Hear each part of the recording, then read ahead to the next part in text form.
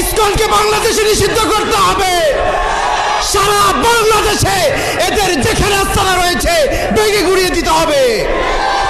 যারা এদের দূষণ হবে, যারা এদের রক্ষক হবে, তাদেরকে চিরতরে মুছে দিতে হবে। এরা সমাজে ক্যান্সারের মতো। কেউ ইসকনকে তুলনা করছে ক্যান্সারের সঙ্গে, কেউ ইসকনের বিরুদ্ধে অস্ত্র তুলে নেওয়ার ডাক দিচ্ছে। যেভাবে ইসকন মারছে, ইসকনের ওই পান্ডাগুলোকে ওইভাবে কোপানো, এখন অস্ত্র হাতে নিতে হবে। সময় এসে গেছে গা, এটা আমরা বুঝতেছি না। সময় চলে যাচ্ছে কিন্তু আমরা এটা বুঝতেছি না। একদিকে যখন জেলবন্দি রয়েছেন ইসকনের সন্ন্যাসী চিন্ময় কৃষ্ণ দাস, যখন ইসকনের মন্দিরে হামলা হচ্ছে, তখন অন্যদিকে বাংলাদেশ থেকে ইসকনকে মুছে ফেলার ডাক দিচ্ছে মৌলবাদীরা। এরকম একাধিক ভিডিও সোশ্যাল মিডিয়ায় পোস্ট করেছেন ইসকনের কলকাতা শাখার ভাইস প্রেসিডেন্ট রাধারমন দাস। আমি স্পষ্ট দেখতে পাচ্ছি বাংলাদেশে এখন সবচেয়ে বড় বিপর্যয়কারী হচ্ছে ইসকন। ইসকন হচ্ছে হিন্দুত্ববাদী উগ্রবাদী এক সংগঠন। সারা বাংলাদেশে ইতিমধ্যে এটা ক্যান্সারের মতো রূপ ধারণ করেছে। আমি আসার সময় দেখলাম আপনাদের এই অঞ্চলে ইসকনের মনে হয় একটা মন্দির আছে। এরা সমাজে ক্যান্সারের মতো। কিসের মতো? ক্যান্সারের কোনো অ্যান্সার, ক্যান্সারের একটাই আনসার, সেটা হচ্ছে এটা উগড়ে ফেলতে হবে। শরীরের যেই অংশে ক্যান্সার হবে সেই অংশটা কেটে না ফেললে এই অংশ ঠিক হবে না, সারা শরীরে ক্যান্সার ধরবে। খুব ডেঞ্জারাস।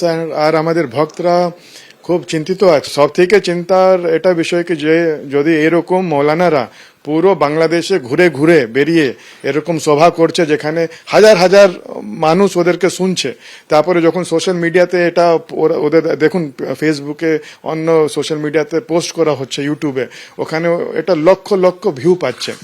এখন এত একসঙ্গে এত মানুষের যদি ব্রেন ওয়াশিং হয়ে যায়, ফিউচারে যদি বাংলাদেশ পুলিশ আর্মি ওরাও যদি ভাববে কি আমরা মাইনরিটির সঙ্গে প্রোটেকশনে যাব, এত লক্ষ লক্ষ মানুষকে কেউ সামলাতে পারবে না। যদি এরা শুরু করে দেয়, ওরা যেটা বলছে ওটা যদি জেনোসাইডটা শুরু করে দেয়, এটা কারো হাতে কন্ট্রোলে থাকবে না। 22শে নভেম্বর রংপুরের মাহিগঞ্জ কলেজ প্রাঙ্গণে সমাবেশ করে বাংলাদেশ সনাতন জাগরণ মঞ্চ। সেখানে বক্তৃতা দেন চিন্ময় কৃষ্ণ দাস। হিন্দুদের একজোট হওয়ার ডাক দিয়েছিলেন। অভিযোগ, এরপর থেকেই তাঁর ওপর রোষ বাড়তে থাকে ইউনূস সরকারের প্রশাসনের। এরপরই 1.5 মাস আগে দায়ের হওয়া রাষ্ট্রদ্রোহিতার মামলায় গ্রেফতার করা হয় তাঁকে। আগামী 13ই ডিসেম্বর সনাতনীদের একটি অনুষ্ঠানের আয়োজন করা হয় বাংলাদেশে।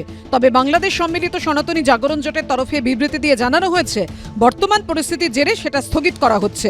পাশাপাশি তাদের তরফে একটি মেল আইডির উল্লেখ করে তার মাধ্যমে হামলার স্থান, ক্ষতিগ্রস্তের নাম, ঠিকানা পাঠানোর কথা জানানো হয়েছে।